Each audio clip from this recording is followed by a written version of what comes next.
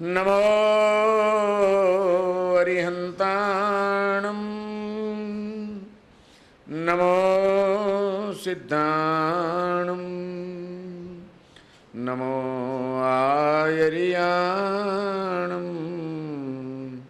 નમો વજ્જાયાણમ નમો લોએ સવ્વસાહુણમ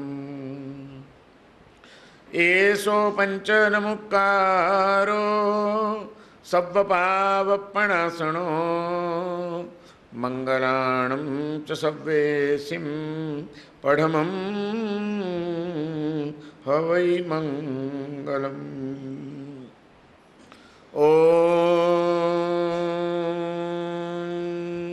ઓંકારં બિંદુ સંયુક્તં નિત્યં ધ્યાયન્તિ યોગિનઃ કામદં મોક્ષદં ચૈવ ઓંકારાય નમો નમઃ. અજ્ઞાનતિમિરાન્ધાનાં જ્ઞાનાંજનશલાકયા નેત્રముન્મીલિतं येन તસ્મૈ શ્રી ગુરવે નમઃ. તસ્મૈ સદ્ગુરવે નમઃ. યા દેવી સ્તુયતે નિત્યં વિબુધૈર્વેદપારગૈઃ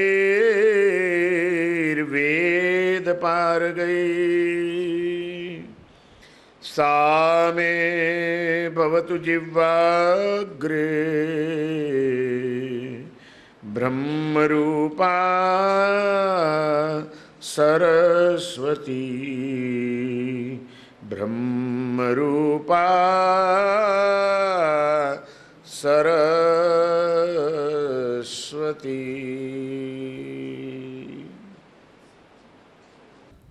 2500 વર્ષ વીતી ગયા.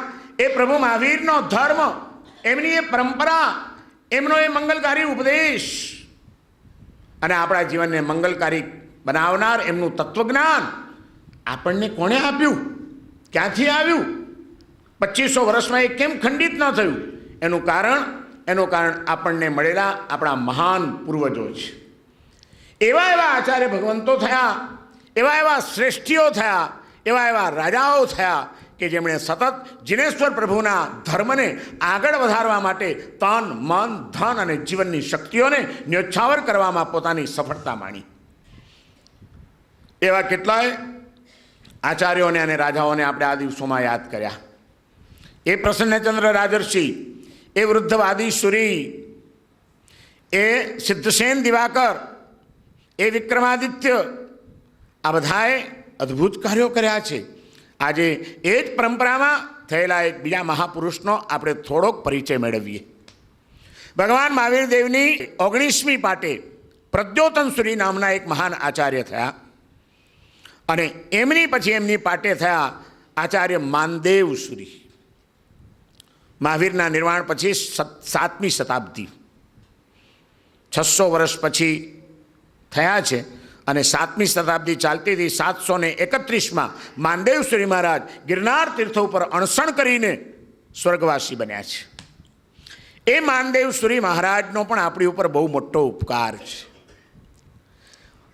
પ્રદ્યોતન સુરી મહારાજ વિહાર કરતા કરતા રાજસ્થાનમાં વિચરી રહ્યા છે. નંદપુર નામનું એક ગામ, જેનું પાછળથી નડુલ નામ પડ્યું અને અત્યારે જેનું નાડોલ નામ છે, અપભ્રંશ થતાં થતાં એ નાડોલ ગામની અંદર વિહાર કરતાં કરતાં પ્રદ્યોતન સુરી મહારાજ પધાર્યા છે. નાડોલ ગામની અંદર ધનેશ્વર નામના એક શ્રેષ્ઠી રહે છે અને એનો પુત્ર છે માનદેવ. સુખી સંપન્ન પરિવારમાં, જૈન પરિવારમાં જન્મ પામેલ એ શ્રેષ્ઠી પુત્ર માનદેવ પ્રદ્યોતન સુરી મહારાજ પધાર્યા એટલે ઉપાશ્રયમાં દર્શન કરવા માટે જાય છે, વંદન કરવા માટે જાય છે. પ્રદ્યોતન સુરી મહારાજના રોજ પ્રવચનો ચાલે છે, દેશનાઓ ચાલે છે, એમની દેશના સાંભળે છે અને સાંભળતા એ શ્રેષ્ઠી પુત્ર માનદેવ એના હૃદયમાં વૈરાગ્ય જાગે છે અને પ્રદ્યોતન શ્રી મહારાજના ચરણે પોતાનું જીવનનું સમર્પણ કરીને એ જૈન ધર્મની દીક્ષા અંગીકાર કરે છે. સંસારનો ત્યાગ કરીને સાધુ બન્યા. સાધુ બન્યા પછી ગુરુ મહારાજના ચરણોમાં રહીને સાધના, જ્ઞાનની ઉપાસના અને ગુરુના ચરણની સેવા, આ ત્રણ જ એણે પોતાના જીવનના લક્ષ્ય બનાવ્યા છે. સંસારનો ત્યાગ કરવો સહેલો છે, પણ સંસારનો ત્યાગ કર્યા પછી જ્ઞાનની ઉપાસનામાં ડૂબ્યા રહેવું, ગુરુના ચરણોની સેવા કરતા રહેવું અને સાધનામાં લીન બનવું એ અઘરું હોય છે. અને એ જો માર્ગ અખત્યાર કરવામાં ના આવે તો ક્યારેક કરેલો સંસારનો ત્યાગ પણ વ્યર્થ જતાં વાર ન લાગે. માનદેવ મુનિ ગુરુના ચરણોમાં સતત લીન રહે છે. એક પણ તક એવી ન ચાલી જાય કે ગુરુની સેવા મને ન મળે, એમની સેવા બધી જ હું કરું એવા ભાવ સાથે સેવામાં લાગેલા રહ્યા છે. અને એના કારણે ગુરુની પ્રસન્નતા સહજ થાય. ગુરુ પ્રસન્ન થઈને એમને જે જ્ઞાનમાં વહેતા કરે છે. તત્વજ્ઞાનના ગ્રંથો ભણતા જૈન આગમ ગ્રંથોની ઉપર આવી ગયા છે. અને જૈન આગમ ગ્રંથોનો અભ્યાસ કરતાં કરતાં પ્રદ્યોતન શ્રી મહારાજે માનદેવ મુનિને એવા ઊંડા ઉતાર્યા, એવા રહસ્યો એમની આગળ ખુલ્લા કર્યા, એવી સાધનાઓ કરાવી કે જેના કારણે 45 આગમમાંનો એક જે પહેલો વિભાગ છે 11 અંગ, બીજો વિભાગ છે 12 ઉપાંગ, ત્રીજો વિભાગ છે 6 છેદ સૂત્ર. આ પહેલા 11 અંગ અને 6 છેદ સૂત્ર જે અપવાદના ગ્રંથો છે. સામાન્યથી સાધુથી આમ ન થાય, પણ વિશિષ્ટ સંયોગોમાં અપવાદ માર્ગે આમાં પણ થાય. અને એની સાથે સાથે ક્યારેક કોઈક એવી ગંભીર ભૂલ થઈ હોય તો એના શું પ્રાયશ્ચિત્તો આવે વગેરે જે વાતો છેદ સૂત્રોની અંદર છે. માનિષિત સૂત્ર વગેરે, બૃહત કલ્પસૂત્ર વગેરે જે આપણા છેદ ગ્રંથો છે, એ છેદ ગ્રંથો અને 11 અંગ, આચારાંગ, ઠાણાંગ, સમવાયાંગ, આ બધા અંગ શબ્દ જેની પાછળ આવે એવા 11 આગમ સૂત્રો છે. આ 11 અંગ અને 6 છેદ સૂત્ર એમાં માનદેવ મુનિ પારંગત બની ગયા. એના ઊંડા રહસ્યો એમને કંઠસ્થ થઈ ગયા છે, હૃદયસ્થ થઈ ગયા છે અને આત્મસ્થ થઈ ગયા છે. પોતાનું જીવન એવું અણિશુદ્ધ જીવે છે, એવું સાધનામય જીવે છે કે ગુરુ એને જોઈને પ્રસન્ન થાય છે. શિષ્યનો વિકાસ જુએ, શિષ્યને આગળ વધતો જુએ ત્યારે ગુરુનું હૃદય કેટલું પ્રસન્ન થાય. પ્રદ્યોતન શ્રી મહારાજ માનદેવ મુનિનો વિકાસ જોઈને, એની સાધના જોઈને, સાધના સાથે સાથે એનું ગુરુચરણનું સમર્પણ જોઈને માણસ સાધનામાં આગળ વધે, જ્ઞાનમાં આગળ વધે. પણ જેમ જેમ એમાં આગળ વધતો જાય તેમ તેમ ધીમે ધીમે પોતાની જાતને કંઈક સમજતો થાય અને સૂક્ષ્મ અહમ ધીમે ધીમે વિનય વિવેકમાં મંદતા લાવે. જ્ઞાન સારી ચીજ છે, વિદ્વત્તા સારી ચીજ છે, પણ વિદ્વત્તાની સાથે જો વિનમ્રતા ના આવે, વિદ્વત્તાની સાથે જો વિનય ના આવે, આગળ વધવાની સાથે સાથે જો સમર્પણ અને ભક્તિનો ભાવ ના આવે તો યાદ રાખજો એ વિદ્વત્તા, એ વિકાસ, એ સેવા, એ સાધના બધું ધૂળ ભેગું થઈ જતા વાર નહીં લાગે. અને એ વિકાસ ક્યારેય પણ પરમાત્માના આશીર્વાદ કે ગુરુના અંતરના આશીર્વાદ પ્રાપ્ત નહીં કરાવી શકે. માનદેવસુરી આટલા આગળ વધ્યા છે. પ્રદ્યોતન સુરીને એમ લાગ્યું કે મને હવે જેટલું રહસ્ય ખ્યાલ નથી 11 અંગનું અને 6 છેદ સૂત્રનું, એના કરતાં વધુ ઊંડો આ મારો શિષ્ય એમાં ઉતરી ગયો છે. કેટલું અદ્ભુત એણે ચિંતન કર્યું છે, કેવી એની જ્ઞાન ધારા ચાલી રહી છે. અને એની સાથે સંયમ પણ કેવું, સાધના રાત દિવસ, અને એ બધાથી થાકીને પાછો સૂઈ નથી જતો. સતત ગુરુના ચરણનો એક એક મોકો એ ગુરુની સેવાનો સતત શોધતો રહે છે કે ગુરુની સેવા મને ક્યાં મળે. અને આ બધાના કારણે જે ગુરુનું હૃદય પ્રસન્ન થયું. એક દિવસ ગુરુ મહારાજે સંઘને વાત કરી કે આજે મારું હૃદય પુલકિત બન્યું છે, મારો શિષ્ય મારા કરતાં સવાયો થયો છે, આ જીન શાસનને નવું એક ગૌરવ અપાવે એવી ક્ષમતા એનામાં મને દેખાઈ રહી છે, અને માટે મારે એને આચાર્ય પદ ઉપર સ્થાપિત કરવો છે.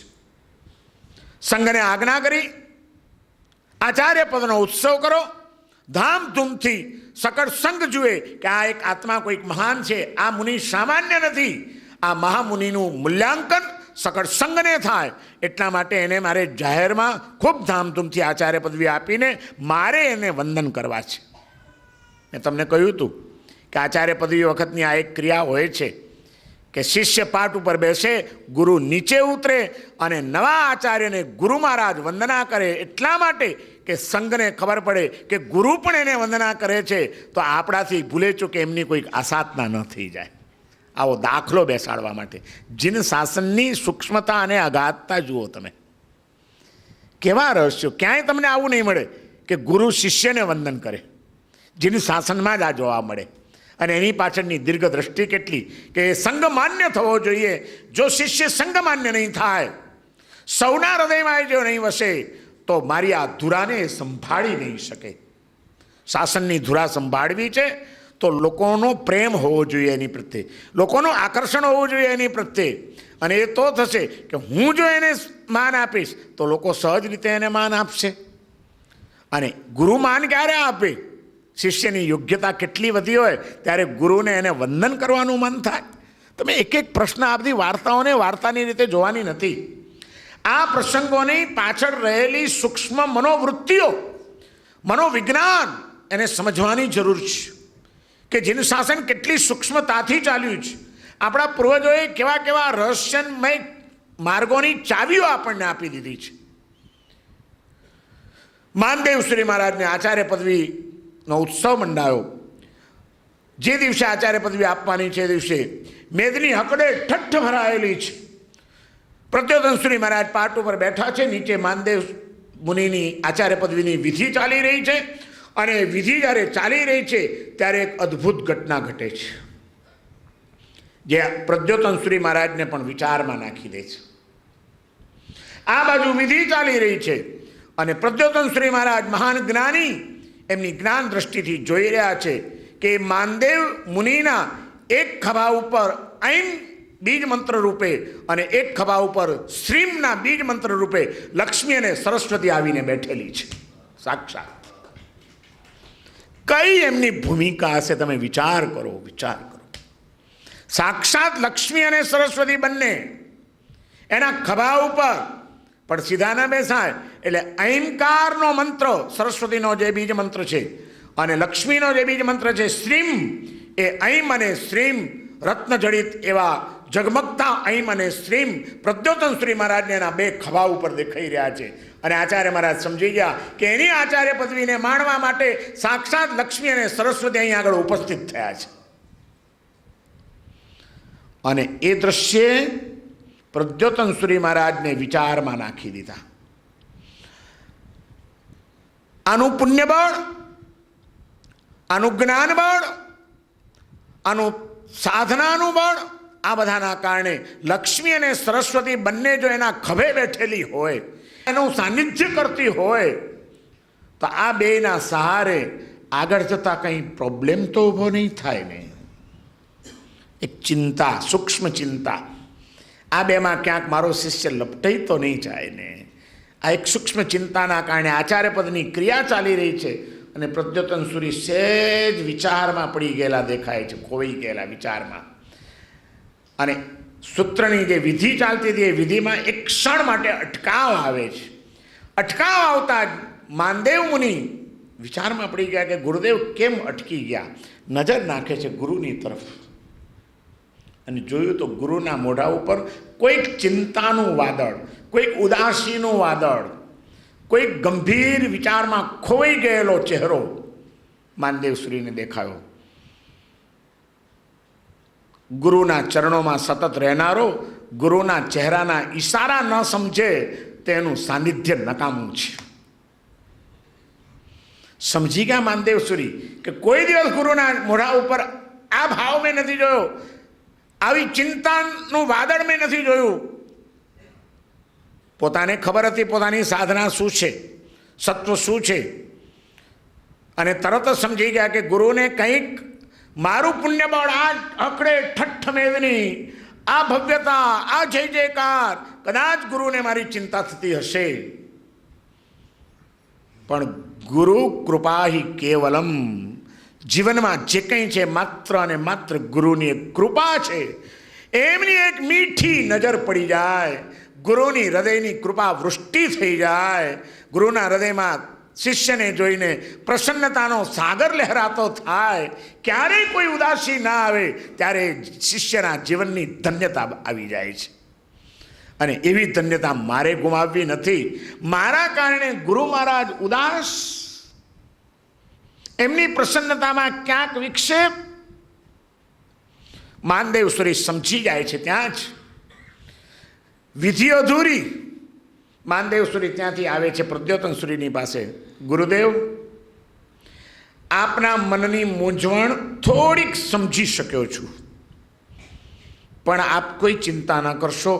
આચાર્ય પદવીનો પાઠ ભણાવાય એ પહેલાં મને 2 પ્રતિજ્ઞા આપો. 2 બાધા અભિગ્રહ લીધા, 2 પ્રતિજ્ઞા માગી. પહેલી પ્રતિજ્ઞા, જીવનભર માટે ભક્તના ઘરના ગોચરી પાણી વાપરવા નહીં. ભક્તો ભક્તિ કરશે, એમાં કદાચ હું લેપાઈ દઉં, એ આપને ડર છે ને, પ્રતિજ્ઞા આપી દો. અજાણ્યા ઘરની ગોચરી વાપરીશ, જે મારો ભક્ત થયો હોય, મારો ચાહક થયો હોય, એવા ભક્તના ઘરના ગોચરી પાણીનો ત્યાગ. અને ગુરુદેવ, બીજી પ્રતિજ્ઞા આપી દો, જીવનભર માટે કડક રીતે તપોમય જીવન જીવીશ. આજથી 6 વિગઈનો ત્યાગ. દૂધ નહીં, દહીં નહીં, છાશ નહીં, ઘી નહીં, ખાંડ નહીં, ગોળ નહીં, તળેલું નહીં, તેલ નહીં, બધો 6 વિગઈનો ત્યાગ. આઈમ્બિલ જેવું જીવન જીવીશ. ગુરુદેવ, પછી ક્યાં કોઈ તકલીફ થવાના સંયોગો છે? આપ પ્રસન્ન રહો, મારે બીજું કાંઈ નથી જોઈતું. એની ખાતર જે તપ કરવો પડે, જે ત્યાગ કરવો પડે, એ કરવા માટે તૈયાર છું. પણ ગુરુદેવ, આપના મુખ ઉપરની ઉદાસી એ મને મંજૂર નથી.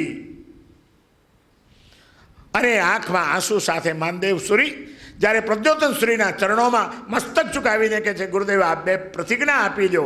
ત્યારે શિષ્યનું સમર્પણ જોઈને પ્રદ્યોતનસુરીની આંખમાંથી આંસુનો ધોધ ચાલ્યો જાય છે કે ઓહો, મારા મનના ભાવને પણ સમજી ગયો. આવો શિષ્ય મને મળ્યો છે, ધન્ય થઈ ગયો હું. સદગુરુને પામીને શિષ્ય તો ધન્ય થાય, પણ ક્યારેક સુશીલ સુવિનીત શિષ્ય જ્યારે મળી જાય ત્યારે ગુરુ પણ ધન્ય થઈ જતા હોય છે.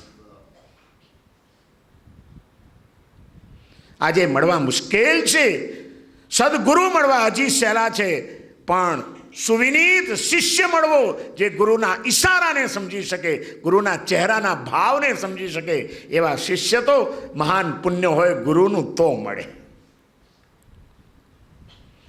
2 પ્રતિજ્ઞા લઈ લીધી.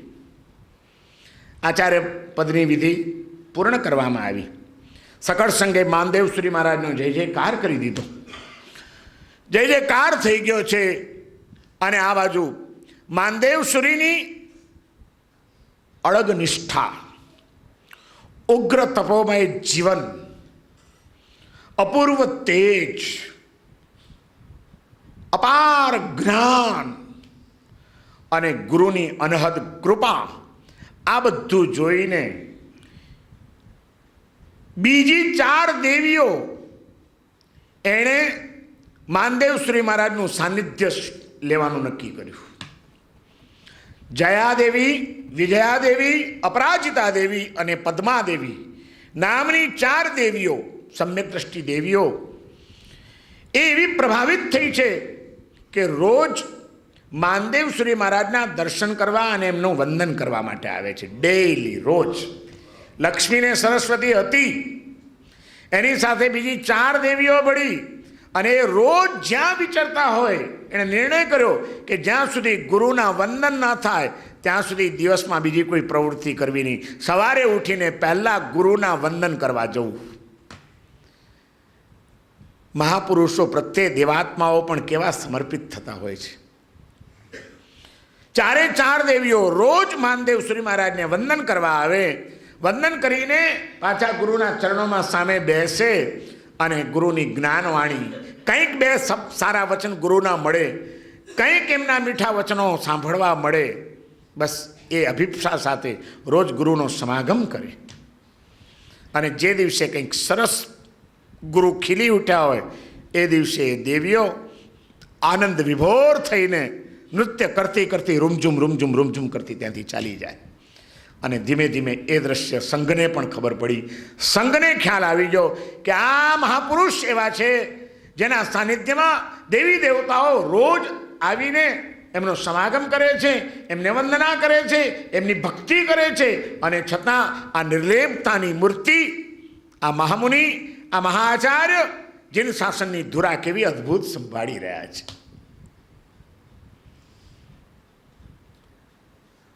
જ્ઞાનને અને માનને પચાવવું બહુ અઘરું છે. બંને જ્ઞાન પણ પચે નહીં તો અજીર્ણ થયા વિના રહે નહીં, અને માનને પણ જો જીરવાય નહીં તો ઉલટી થયા વિના રહે નહીં. મળવું સહેલું છે, જ્ઞાન અને માન મળવા સહેલા છે, એને પચાવવા બહુ અઘરા છે. અને એ પચાવવાની તાકાત ભગવાનના કોઈક આશીર્વાદ હોય ને ગુરુની કૃપા હોય તો જ શક્ય બને, નહીં તો શક્ય નથી. અને એ જેનામાં આવે ત્યાં આગળ સહજ રીતે મસ્તક ઝૂકી ગયા વિના રહે નહીં. માનદેવ શ્રી કોઈ સામાન્ય વ્યક્તિ નથી. ભગવાન મહાવીર દેવની પાઠ પરંપરામાં 20મી પાઠે આવેલા આ માનદેવ શ્રીને સમજવા બહુ અઘરા છે. કેટલી વિરલ સિદ્ધિઓ અને છતાં કેટલી નિર્લેપતા. અને એમ ના માનશો કે આ બધું કંઈક શાસ્ત્રોમાં લખી નાખ્યું હશે, વાતો કોણે ખરેખર એવું હશે કે નહીં હોય. આવું તો કેમ મને આટલું બધું સારું થોડી થાય. આવી દેવતાઓ દેવીઓ રોજ સેવામાં આવતી હોય અને માણસને આમ અહમ ના આવે, મોટાઈ ના આવે, નિર્લેપ થઈને બેઠા રહે, અછો થતું હોય અને છતાં એને કંઈ ગલગલિયા ન થાય. હા, આપણને ઘણી વાર, કારણ કે આપણી ભૂમિકા નથી ને, આપણે તો આટલામાં ઊંચાચડા થઈ જતા હોઈએ છીએ. હા, બોરનું બીટું જાણતા ન હોઈએ અને મગજમાં રાઈ ભરાઈ જાય કે મારા જેવો હોશિયાર કોઈ નથી, મને આટલું આવડે છે, હું આમ કરી શકું છું, હું તેમ કરી શકું છું. અરે ભાઈ, તું કાંઈ નથી. એ ભાન જે દિવસે આપણને આવશે, જ્ઞાની કોને કહેવાય? એક ઠેકાણે મેં વાંચ્યું હતું કે સાચો જ્ઞાની કોણ. એને બહુ સરસ વાત લખી હતી કે હું કેટલો અજ્ઞાની છું એનું જેને ભાન થાય એનું નામ સાચો જ્ઞાની. કેટલું અગાધ જ્ઞાન છે આ વિશ્વની અંદર, અને તમે ને મેં આપણે કદાચ કંઈક મેળવ્યું હોય તો એક સાગરનું બુંદ મેળવ્યું છે, બિંદુ મળ્યું છે, સિંધુ આખો બાકી છે. અને છતાં એ બિંદુનો ગર્વ લઈને જો આપણે બેસીએ તો મૂર્ખ છીએ કે બીજું કંઈ. કોઈ ચીજનો ક્યારે અહંકાર ન હોય. અને આ વાત મેં કીધું એમ ખાલી શાસ્ત્રોના પાનોમાં મહાપુરુષોની વાતોમાં છે એવું નથી. મેં નજરે એવા મહાપુરુષોને નિહાળ્યા છે. આજે મારે તમને એમની વાત કરવી છે. ગઈકાલે મેં જેમની તમને વાત કરી, અમારા પરમ ગુરુદેવ, મારા એ પરમ ઉપકારી, મારા માટે માતા ગણો, પિતા ગણો, ગુરુ ગણો, મિત્ર ગણો, મારા જીવનના ઉદ્ધારક ગણો, જે ગણો તે આચાર્ય વિજય પ્રેમ સુરેશ્વરજી મહારાજ. એમની હાથે મારી દીક્ષા થઈ 8 વર્ષની ઉંમરે, અને એમનો સ્વર્ગવાસ થયો એક ક્ષણ સુધી 16 વર્ષ એક ધારું એમનું સાનિધ્ય મને મળ્યું. અને એ 16 વર્ષ દરમિયાન સતત એમની સાથે રહીને એમના જીવનને જે મેં નિહાળ્યું છે એ એવું અદ્ભુત હતું કે ત્યારે મને આ બધા મહાપુરુષોના જીવન ચરિત્રો એ સત્ય હોય એમાં કોઈ શંકા રહેતી નથી. પણ એ પ્રેમશ્રીજી મહારાજ, એમનામાં આ શક્તિઓ હતી, મેં જોઈ છે. એમનું જીવન એટલે ત્યાગમય જીવન, તપોમય જીવન, સાધનામય જીવન, વાત્સલ્યભર્યું જીવન અને નમ્રતાની સાક્ષાત મૂર્તિ.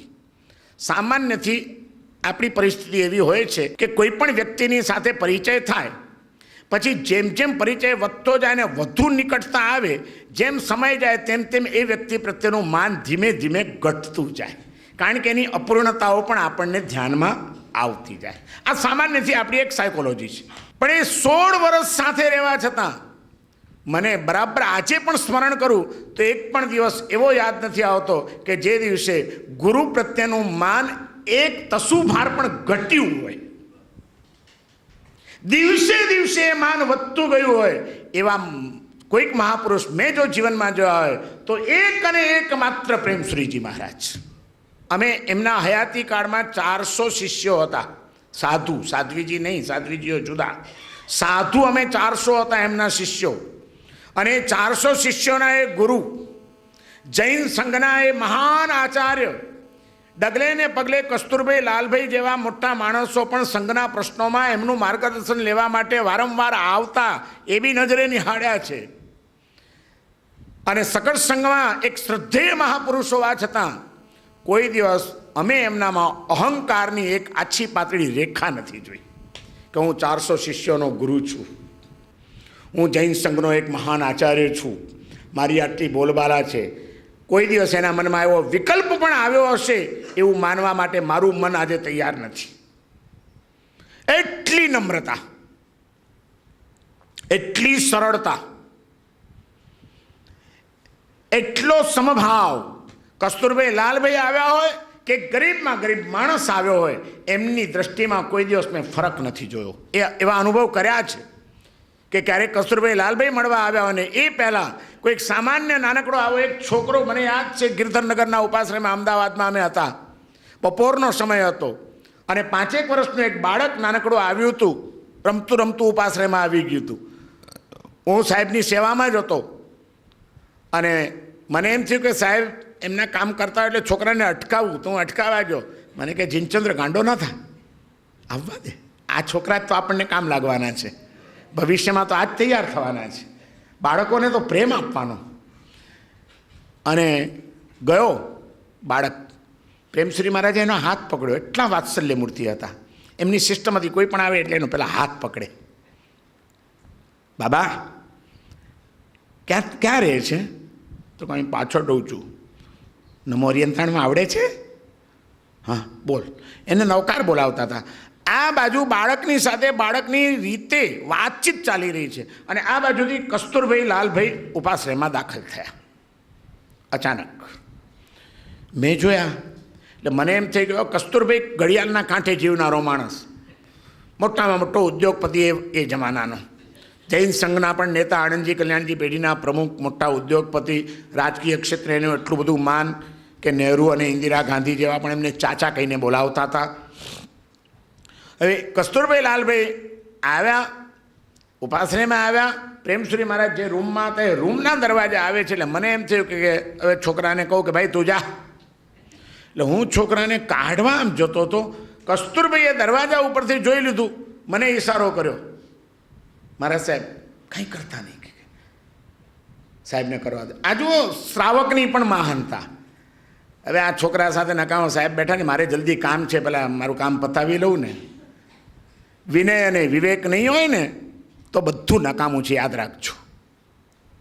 તમે ગમે એટલા મહાન હો, ભલે એ જમાનાના એ અબજોપતિ હોય, ભલે મોટામાં મોટા ઉદ્યોગપતિ હોય, કંઈક મિલના માલિક હોય, પણ એનામાં પણ એક વિનય વિવેક હતો, એક શ્રાવકને શોભે એવી એક મહાનતા હતી.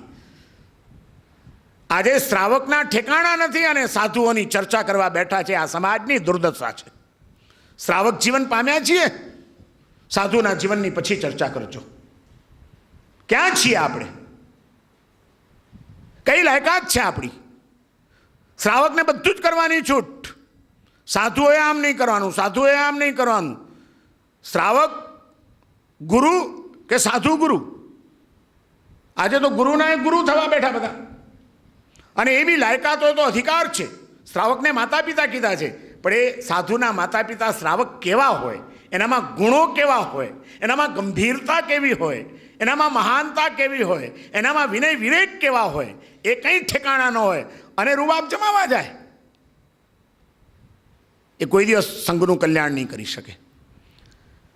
હું સાહેબને કહેવા ગયો કે સાહેબ કસ્તુરભાઈ આવ્યા છે. કસ્તુરભાઈએ મને ઇશારો કરીને રોકી દીધો અને મને બરાબર યાદ છે, લગભગ 10 થી 15 મિનિટ કસ્તુરભાઈ એમને એમ બારણામાં ઊભા રહ્યા. બાળક સાથે પ્રેમશ્રી મહારાજ કેવી રીતે વર્તે છે જોયા કર્યું એમણે ખાલી.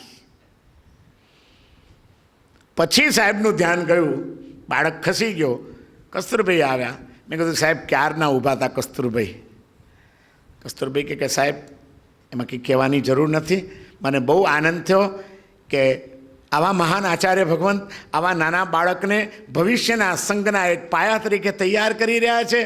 હું તો આજે ધન્ય થઈ ગયો સાહેબના દર્શન કરીને. પછી એમની સાથે બેટા હું પણ નીકળી ગયો બહાર, કારણ કે સંઘના કોઈ ગહન પ્રશ્નોની ચર્ચા હોય. આપણો બી વિવેક છે કે બે મહાન વ્યક્તિઓ બેઠી હોય ત્યારે આપણે ખસી જવું જોઈએ. ઘણા માણસોને એ બી વિવેક નથી હોતો. ગુરુ પાસે કોઈક મળવા આવે તો હટે નહીં, જામ્યા પડ્યા હોય. અરે ભાઈ, ગુરુની પાસે 1000 માણસ આવતા હોય, કોઈકના કંઈક પ્રશ્નો હોય, કોઈકને કંઈક પ્રશ્નો હોય, કોઈકની સામે કહેતા એને સંકોચ પણ થતો હોય, કોઈના જીવનની કંઈ મૂંઝવણ હોય. ગુરુ એટલે શું? જ્યાં આગળ વ્યક્તિ જઈને પોતાના જીવનની કોઈ પણ મૂંઝવણ ખુલ્લા દિલે કહી શકે, સાચું માર્ગદર્શન મેળવી શકે. એટલા માટે તો એ ગુરુ પાસે જાય. પણ ત્યાં જો ત્રીજી વ્યક્તિની ઉપસ્થિતિ હોય તો પેલી વ્યક્તિ ઘણીવાર અચકાઈ જાય. એની કોઈ પારિવારિક સમસ્યા હોય, એની કોઈક મનની મૂંઝવણ હોય, એને કોઈક પ્રાયશ્ચિત્ત લેવાનું હોય, કંઈ પણ હોય, કોઈ પણ વ્યક્તિ આવે ત્યારે બીજી વ્યક્તિઓએ ખસી જવું જોઈએ, બહાર નીકળી જવું જોઈએ. આ એક વિનય છે, આ એક વિવેક છે, જાગૃતિ છે આપણી. એમને એમ બેઠા હોય ને વાતો થતી હોય ઠીક છે, પણ જ્યારે એમ લાગે કે કોઈ ખાસ મળવા જ આવ્યું છે સ્પેશિયલી, તો એ શા માટે મળવા આવ્યો છે આપણને ખબર નથી. આપણો વિવેક એ છે કે આપણે મુક્ત થઈ જવું જોઈએ. ત્યારે પ્રેમશ્રીજી મહારાજ એમને માટે કસ્તુરભાઈ લાલભાઈ હોય કે એક નાનું બાળક હોય, બે સમાન હતા. આ દ્રષ્ટિની સમાનતા એ આચાર્યમાં હોવી જોઈએ. આ ગરીબ છે માટે એની ઉપેક્ષા કરવાની, અને આ શ્રીમંત છે એટલે આવો આવો પધારો, આગળ આવો. સાધુને નથી શોભતું.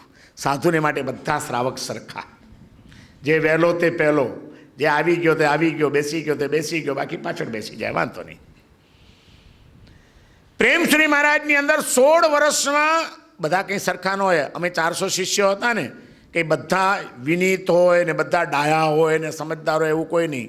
કોઈક આપણા જેવા ઊંછાછડાયો હોય, ક્યારેક કોઈક એમનું અપમાન પણ કર્યું છે, ક્યારેક કોઈક એમનો અનાદર પણ કર્યો છે, એ પણ મેં જોયું છે. પણ એવા પ્રસંગે પણ એમનામાં મેં કોઈ દિવસ ક્રોધની કે અણગમાની રેખા ઉપસ્થિત નથી જોઈ. 16 વર્ષમાં એકે દિવસ પ્રેમશ્રી મહારાજે ક્રોધ કર્યો હોય એવું મને યાદ નથી આવતું. એમણે અહંકારમાં આવી ગયા હોય એવું મને યાદ નથી આવતું. અને પછી અમે એકાદ બે પ્રસંગો તો એવા બન્યા હતા કે જેમાં અમે બધા શિષ્યો ઊંચા નીચા થઈ ગયા હતા કે આ ન સહન થયા, ગુરુનું અપમાન સહન નથી થતું. અને ત્યારે કરવા ગયા, બેસી જાઓ, તમે લોકો બાજુ પર બેસી જાઓ. ઉલટું અપમાન કરનારને એવું વાત્સલ્ય આપ્યું છે એમણે. અને પછી અમને સમજાવ્યું છે કે જો એના કર્મનો ઉદય છે, એની કંઈક ગેરસમજણ છે, એની પર આપણાથી આકુળ વ્યાકુળ ન થવાય, એની ઉપર ગુસ્સો નહીં કરવાનો. એને એની ભૂલ આજે નહીં કાલે સમજાશે, પાછળ આવશે એ માફી માગતો. પણ જો આપણે ગુસ્સો કરશું તો એની સુધરવાની શક્યતા ચાલી જશે. માટે એવું નહીં કરવાનું. હું છું ને, તમે શું કામ ચિંતા કરો છો? અને હકીકતમાં અમે જોયું છે કે એ અવગણના કરનાર, અપમાન કરનાર શિષ્યો, જ્યારે એને ખબર પડી કે ભૂલ તો મારી હતી, મારી કંઈક ગેરસમજણ હતી ને ગુરુનું મેં અનાદર કર્યું, ધ્રુસકે ને ધ્રુસકે રડીને એમના ખોળામાં માથું મૂકીને પશ્ચાતાપ કરતા બી અમે જોયા છે.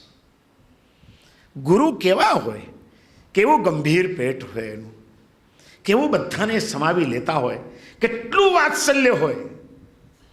એક બાજુ એક આંખમાં ગુરુ માટેને શાસ્ત્રમાં એક વિશેષણ આપ્યું છે, ભીમકાંત ગુણોપેતા.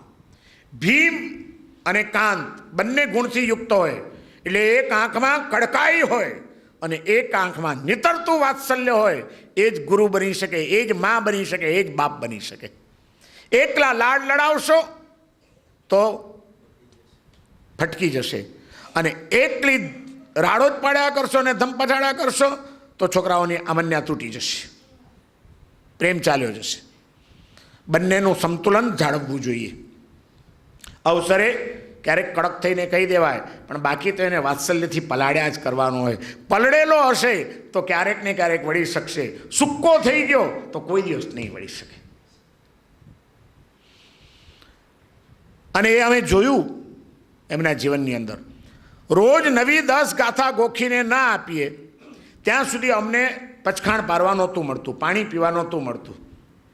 રોજની નવી 10 ગાથા ગોખવાની, કંઠસ્થ કરવાની, ગુરુ મહારાજ જાતે સાંભળે અને એ સંભળાવી દઈએ પછી જ અમને પચખાણ પારવા મળે. અને એક સાથે મોટો સમુદાય 50, 60, 70 સાધુઓ.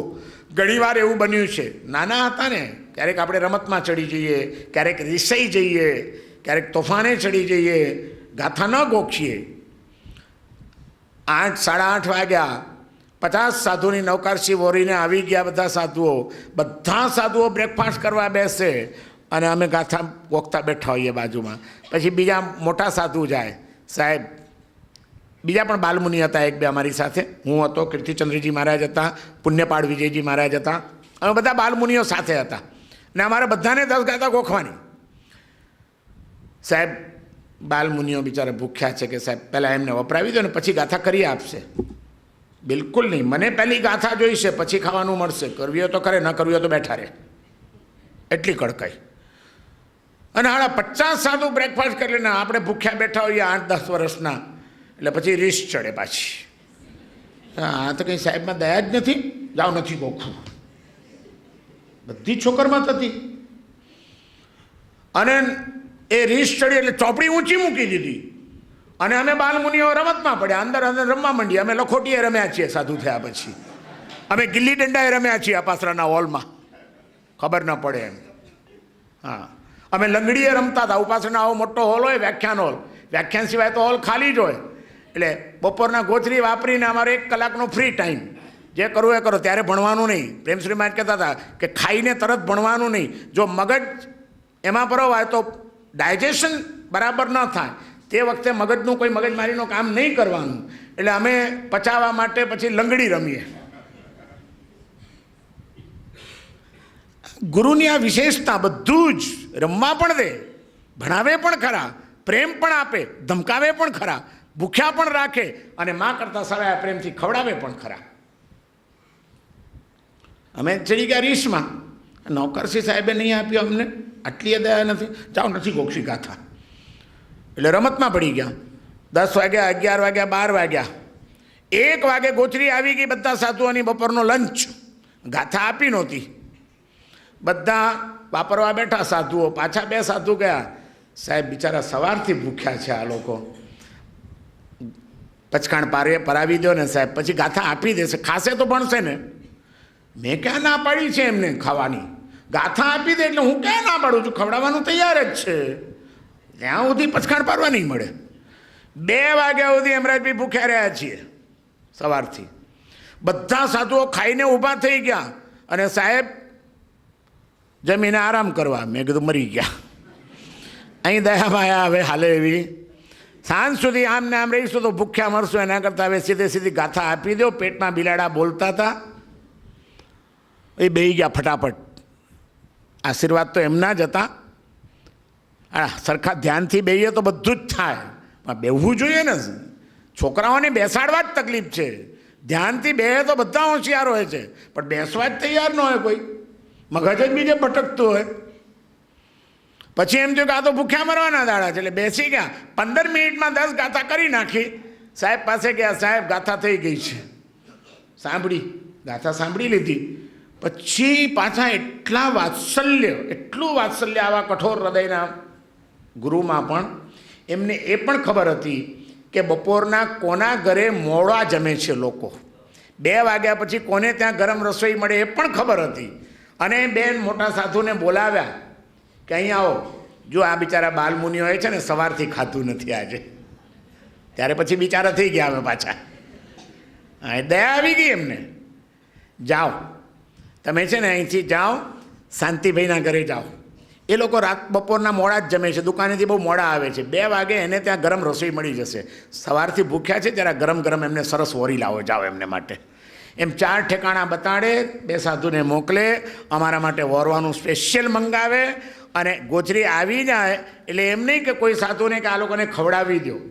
પોતે આરામ કરવાનો છોડી પોતે જાતે અમારી બાજુમાં આવીને બેસે, અમારા પાત્રામાં પીરસે. અમે જ્યાં સુધી ન જમી લઈએ, વાપરી ન લઈએ, ત્યાં સુધી ત્યાંથી હટે નહીં. સખી માં દીકરાને જેમ ખવડાવે એમ પ્રેમથી લે આ તો તને ભાવશે, આટલું ખાઈ લે, ચાલ આટલું ખાઈ લે, સવારથી ખાધું નથી ને, ચાલી જશે, આટલું ખાઈ જા. એટલા પ્રેમથી ખવડાવે. કેમ થાય કે કદાચ માં પણ આટલા પ્રેમથી ન ખવડાવે. એણે જે અમને પ્રેમ આપ્યો છે, હું ખરેખર કહું છું કે 8 વર્ષની ઉંમરે દીક્ષા લીધેલી હોવા છતાં અમને કોઈ દિવસ અમારી મા યાદ નથી આવી. અમને અમારા કોઈ દિવસ પિતા યાદ નથી આવ્યા. અમને કોઈ દિવસ ભાઈ યાદ નથી આવ્યા. અમને ગુરુ મહારાજોએ, પ્રેમશ્રી મહારાજોએ તો બધું જ મળી ગયું. અને એમનાથી જો છૂટા પડવાનું કોઈક દિવસ પણ વાત આવે તો હરગીજ તૈયાર ન હોઈએ. ક્યારેક 1-2 દિવસ માટે છૂટા પડવાનું આવ્યું છે. મને યાદ છે, અમે ધ્રુસકે ને ધ્રુસકે રડીને વિહાર કર્યો હતો. 2 દિવસમાં પાછા આવવાનું હતું. કોઈક કામ માટે ગુરુ મહારાજે મોકલ્યા હતા બીજા સાધુ સાથે, પણ ત્યારે અમે રડતા રડતા ગયા હતા કે આજે ગુરુને છોડીને જવું પડે છે, અમને ગમે નહીં. એટલો પ્રેમ, એક બાજુ આવી કડકાઈ અને બીજી બાજુ આવો નીતરતો પ્રેમ. કાળજી એટલે કેવી કાળજી! માગસર મહિનાના દિવસોમાં રાજસ્થાનના જ ગામમાંથી આબુનો સંઘ નીકળ્યો, માઉન્ટ આબુનો. અને રાજસ્થાનની ઠંડી તો જેણે જોઈ હોય એને ખબર હશે. અને માગસર મહિનો એટલે ફૂલ ઠંડીના દિવસો. અને એમાં માઉન્ટ આબુમાં અમે પહોંચ્યા. સંઘ પતી ગયો ત્યાર પછી અમે અચલગઢ ગયા. અને અચલગઢ એટલે એવરેસ્ટ, આબુનું તો શિખર, ઊંચામાં ઊંચું. અને ત્યાં અમારે 5 દિવસ રોકાવાનું હતું. અને ઠંડી કે મારું કામ, આંગળા આમ લાકડા જેવા થઈ જાય, આમ વળે નહીં એવી ઠંડી. અને રાતના અમે સૂતા હતા.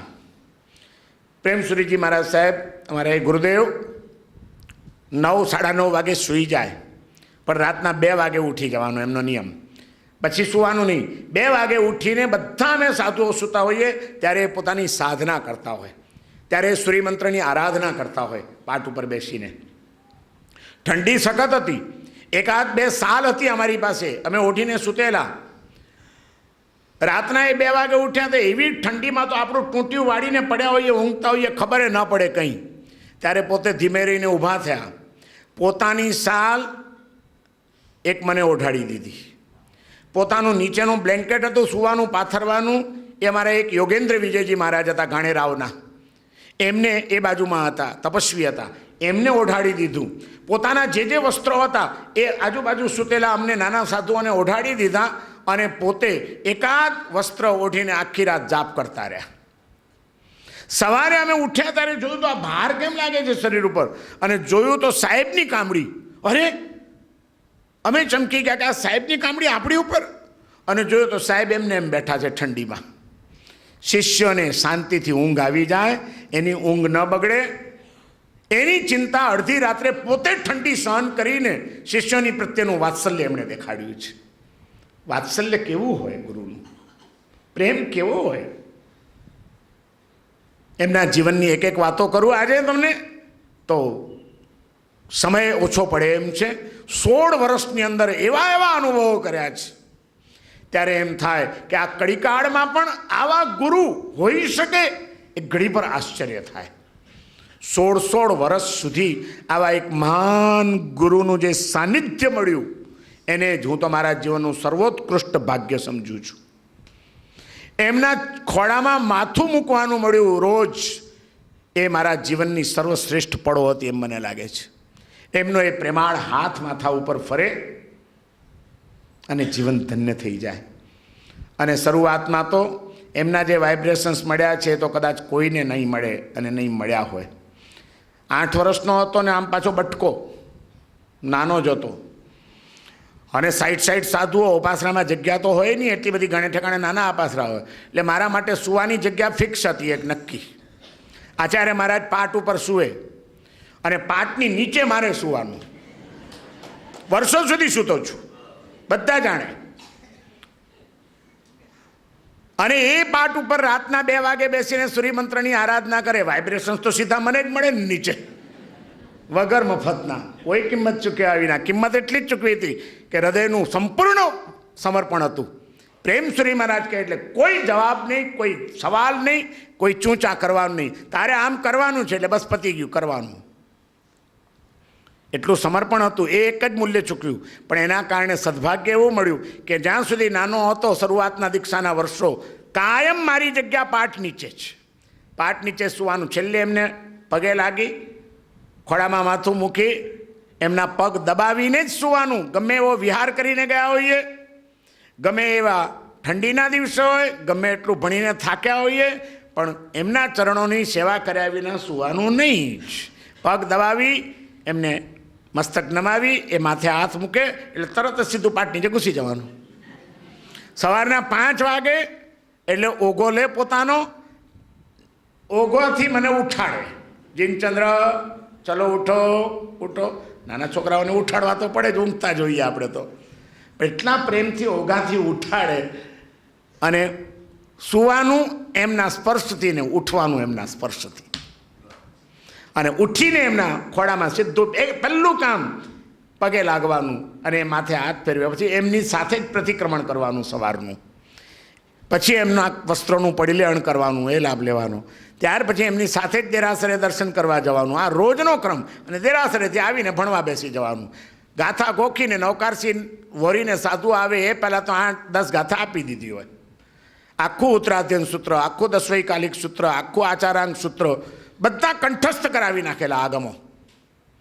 જ્ઞાનસાર, શાંત સુધારસ, અધ્યાત્મસાર, આખાના આખા ગ્રંથો હજારો શ્લોકો કંઠસ્થ કરાવ્યા.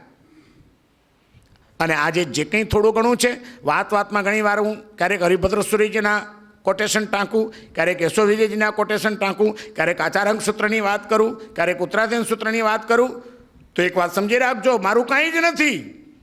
એ કડકાઈથી એમણે જે ગાથાઓ કંઠસ્થ કરાવી, એમણે જે ગોખાવરાવ્યું, એ ભલે આજે હજારો ગાથાઓ ભૂલી પણ ગયો છું, પણ સબકોન્શિયસ માઇન્ડમાં એના સંસ્કાર પડ્યા છે. જ્યારે કોઈક એવો વિષય ચાલતો હોય ત્યારે એને અનુરૂપ કોઈક ગાથા તરત મગજમાં પાછી કોમ્પ્યુટરમાં પડ્યું હોય તો ક્યારેક કામ લાગે, રાખી મૂકવાનું. હજારો શ્લોકો, અને એ પાછા ભૂલી ન જઈએ એ માટેની પણ કાળજી કેટલી એમની. સવારના રોજ 10 ગાથા ગોખવાની અને રાતના પ્રતિક્રમણ પૂરું થાય એટલે રોજના 500 શ્લોક જૂના પાઠ કરવાના રોજ. એ પહેલાં સુવા ના મળે, ગમે એવી ઊંઘ આવતી હોય તોય. અને એ બી એમની સામે જ અહીં પાઠ પર બેઠા હોય, અહીં હું બેઠો હોઉં, અહીં અમારા વડીલ બંધુ કીર્તિચંદ્રજી મહારાજ બેઠા હોય. એક ગાથા મારે બોલવાની, એક ગાથા એમણે બોલવાની, એક ગાથા મારે બોલવાની, એક ગાથા એમણે બોલવાની. 500 શ્લોક રોજ બોલી જવાના. એ કે હાડા પાઠ નહીં કરો તો બધું સપાટ થઈ જશે. પાઠ કરો. આગળનું ભણી ભણીને નવું જૂનું ભૂલવાનું નથી, જૂનું રિવિઝન કરતા જાઓ. આજે જ્ઞાનસારનો સ્વાધ્યાય કર્યો, કાલે અધ્યાત્મ સારનો સ્વાધ્યાય કર્યો, ત્રીજે દિવસે દસવૈકાલિક સૂત્રનો સ્વાધ્યાય કરવાનો. રોજ 500 શ્લોક બોલવાના, જુદા જુદા જુદા જુદા. અને આખો દિવસના ઊંઘવાનું ન હોય, દિવસે સુવા મળે જ નહીં. આખો દિવસ ભણવાનું ને જાપ ને સાધના ને મંત્રપાઠ ને પછી થાક્યા હોઈએ, વિહાર કરીને ગયા હોઈએ તોય રાતના સ્વાધ્યાય તો કરવો જ પડે. આટલું ચાલીને ગયા હોઈએ, 10 માઇલ ચાલ્યા હોઈએ તોય 500 ગાથા બોલો, પછી સુવા મળે. ત્યાં સુધી સુવા ના મળે. પછી એમ કરતાં કરતાં થાકેલા હોઈએ એટલે ઊંઘ આવે. એટલે ગોખેલું એને રોજ બોલતા હોય એટલે પાક્કું તો થઈ ગયું હોય. અત્યારે તમને ઊંઘમાં બી કોઈ કે નમ હરિયંતાણા બોલતો બોલી જઈએ કે નહીં, આપણે બોલી જઈએ, રટાઈ ગયું હોય. એટલે ઊંઘમાં ગાથાઓ બોલીએ. હા, ઇન્દ્ર શ્રી સુગમગ્ન લીલા લગ્ન, એટલે અવાજ પરથી ખબર પડી જાય આપાસરામાં અંધારો હોય પણ. કાં જીનચંદ્ર ઊંઘે છે, તરત રાડ પડે. બરાબર બોલ, બરાબર બોલ. એટલે વળી પછી જરા આંખ ચોડી ને બરાબર બોલવા માંડીએ. વળી પાછું થાક એટલો બધો હોય, વળી પાછી જરાક વાત થાય ને ઝોકા આવવા માંડે. હજી તારી ઊંઘ ન ઉડી, એક કામ કર, ઊભો થઈને બોલે એટલે ઝોકા નહીં આવે. એમ ના કહે કે સૂઈ જા. એ કેવી રીતે તૈયાર કર્યા છે ગુરુએ અમને. આજે જો મને ઘણી વાર બેન મહારાજ કે તમને ગુરુએ તૈયાર કર્યા અને તમે કેમ બધાને કરતા. મેં કીધું એવી રીતે હું તૈયાર કરવા જાઉં તો આ બધા ચેલા ભાગી જાય હમણાં. એ તો એક ગુરુ હતા ને અમે હતા ટક્યા. હવેનો એ જમાનો નથી એ કડકૈયો કરવાનો. પછી કે ઊભો થઈને બોલ, ઊભા કરીને બોલાવે. પણ સુવાનું તો નામ નહીં, એમ નહીં. દયા એવી દયા ના ખાય કે તને બહુ ઊંઘ આવે છે, કંઈ નહીં, ચાલ આજ સુઈ જાવે, કાલે પાઠ કરી લેજો. હા, બિલકુલ નહીં. પાઠ જોઈએ એટલે જોઈએ જ. પછી ઊભા બોલીએ. પછી ઊભા બોલતા બોલતા ઘણી વાર એવું થયું કે પેલું રટાઈ ગયેલું એટલે ઊભા બોલીએ તો થવા માંડે. ઊભા હજી તારી ઊંઘ નથી ઉડી. હવે એક કામ કર, 10 ખમાસ ના આપી દે ઊભો થઈ થઈને, એટલે ઊંઘ ઉડી જશે. કે એટલે ખમાસ ના અપાવે ઉપરથી થાક્યા હોઈએ ત્યાં.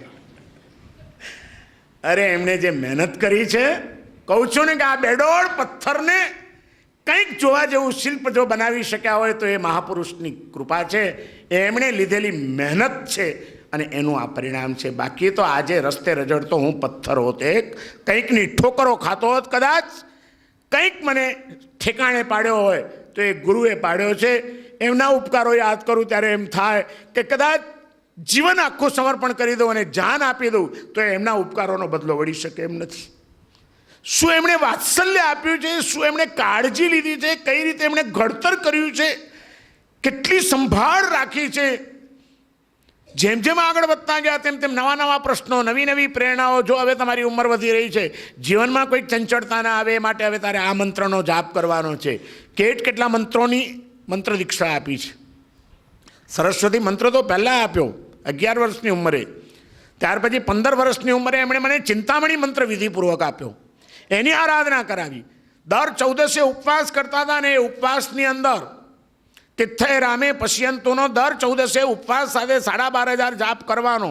વર્ષો સુધી એના લાખોની સંખ્યામાં જપ કર્યા છે. લોગસૂત્રનું એ મંત્ર વાક્ય તિથ્થે રામે પશ્યંતુ, ઓમ રીમ શ્રીમ અરહમ નમઃ, એનો લાખોનો જપ ઉપવાસ સાથે દર 14 12,500 જપ કરીને કરેલા છે. કેટલા એ સિવાયના પણ કેટલાય મંત્રો કે જેના કારણે મનની સ્થિરતા ટકી રહે, મનની ચંચળતા ઓછી રહે, એ માટેના જુદા જુદા મંત્રો. અત્યારે એ બધી હું વાત નહીં કરું, પણ એટલી જ મંત્ર સાધનાઓ કરાવી છે, એટલી જ જ્ઞાન સાધના કરાવી છે, એટલા જ સંસ્કાર આપ્યા છે. અને જે કંઈ છે એ બધું ઘડતર કરીને એમણે એક બેડોળ પથ્થરના નકામા ભાગોને કાઢીને એક શિલ્પ કંડારવાનો પ્રયત્ન કર્યો. અને જે એમના હૃદયના આશીર્વાદ હતા કે જીનચંદ્ર, મને દેખાય છે તારું ભવિષ્ય, તારે જીન શાસનનું ઋણ વાળવાનું છે, હજારો લોકોને ધર્મના માર્ગે તારે વાળવાના છે અને એ તારા હાથે થવાનું છે. એ એમના વાક્ય આજે મને યાદ આવે છે કે કેવા વચન સિદ્ધ પુરુષ હશે કે એ વખતે 11 વર્ષની ઉંમરે ભાકેલું એમનું ભવિષ્ય. ત્યારે કલ્પના પણ નહોતી કે દુનિયાભરમાં ફરવાનું થશે અને હજારો લોકોને માંસાહાર છોડાવી શકીશ, સેંકડો લોકોને દારૂ છોડાવી શકીશ, સેંકડો કુટુંબમાં શાંતિ સ્થપાવી શકીશ. કોઈ કલ્પના નહોતી. પણ જે કંઈ થઈ શક્યું છે કામ દુનિયાના વિવિધ ક્ષેત્રોમાં, એ એમની કૃપા અને એમની વચન સિદ્ધિનું પરિણામ છે. એ સદગુરુ મળ્યાનું પરિણામ છે.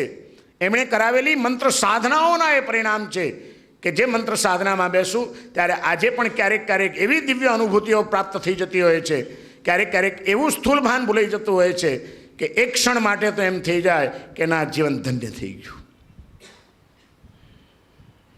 આટલા મોટા ગુરુ હોવા છતાં કોઈ દિવસ કોઈ અભિમાન નહીં, કોઈ અપેક્ષા નહીં. વિચાર કરો તમે હેમરાજભાઈ, 70 સાધુઓ મોટે ભાગે અમે સાથે રહેતા હતા. લગભગ 70 તો હોઈએ જ, ક્યારેક 100 સાધુઓ પણ થઈ ગયા છીએ, પણ જનરલી 12 મહિના 60-70 સાધુઓ ભેગા હોઈએ. 70 સાધુઓની ગોત્રી વરવા માટે 10-12 સાધુઓ નીકળી પડે જુદા જુદા એરિયામાં. અને 70 સાધુઓની ગોત્રી કેટલા ઘરોમાંથી આવે, એમાં શું નહીં આવતું એ કલ્પના કરો તમે. મેવા, મીઠાઈ, ફરસાણ બધું જ આવે. જેના ઘરોમાં જે હોય તે સારામાં સારી ભક્તિ કરે. અને એમાં પ્રેમસુરી મહારાજ પધાર્યા હોય, આવા મહાન આચાર્ય, અને એમના સાધુઓ વરવા નીકળ્યા હોય, ત્યારે શ્રાવકો શું બાકી રાખે? અને એ બધા સાધુઓને વપરાવે. પણ તમને નવાઈ લાગશે, જીવનભર એમણે એકાષ્ટનાથી ઓછું પચખાણ નથી કર્યું. પોતાનો ત્યાગ જુઓ. ગમે એવા વિહાર હોય, એકાષ્ટનું જ હોય, 12 મહિના એકાષ્ટનું. અને એકાષ્ટનો 2 દ્રવ્યથી જ કરવાનું. પાછો એવો નિયમ. 2 દ્રવ્ય પણ કયા? જીવનભર મીઠાઈઓનો ત્યાગ હતો, બાધા હતી. મીઠાઈ ત્યાગ, મેવા બધા જ ત્યાગ, ફ્રૂટ્સ બધા જ ત્યાગ. આ તો બધી બાધાઓ જ હતી. અને એકાષ્ટનું કરવાનું. કાં દાળ ને રોટલી, કાં દાળ ને ભાત, કાં રોટલી ને દૂધ, કોઈ પણ 2 દ્રવ્ય, ત્રીજું પાણી. પાણી સહિત 3 દ્રવ્યથી વધારે ન હોય અને 7 મિનિટમાં એકાષ્ટનું પૂરું થઈ જાય.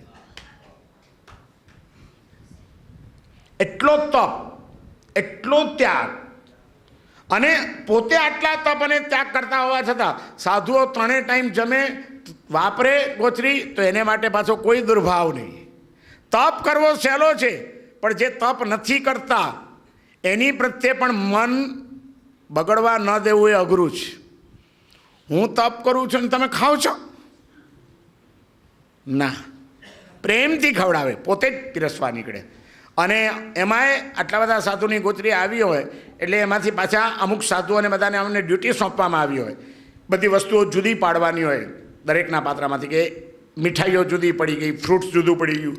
પછી એ ચીજો લગભગ પોતે વેચવા નીકળે, શિષ્યોને પોતે પીરસે અને વિચારે કે આણે હમણાં વર્તમાન તપની ઓળીનું પારણું હમણાં જ કર્યું છે, તો મીઠાઈ પહેલાં એને આપો. આ તપસ્વી છે, એને પહેલાં મીઠાઈ આપો. આ માંદા છે, એની તબિયત ઠીક નથી રહેતી, એને ફ્રૂટ્સ આવ્યું છે તો ફ્રૂટ એને આપો, આને પપૈયું આપો, આને આ આપો, આને આ આપો. જે વ્યક્તિને માટે શું જરૂર છે એ જોઈને પોતે એને પીરસવા જાય. અને ગુરુ જ્યારે પાત્રામાં આપે ત્યારે શિષ્યને કેટલો આનંદ થાય કે ગુરુના હાથની પ્રસાદી મને મળી. કોઈ દિવસ શેઠાઈ કરીને બેઠા નથી.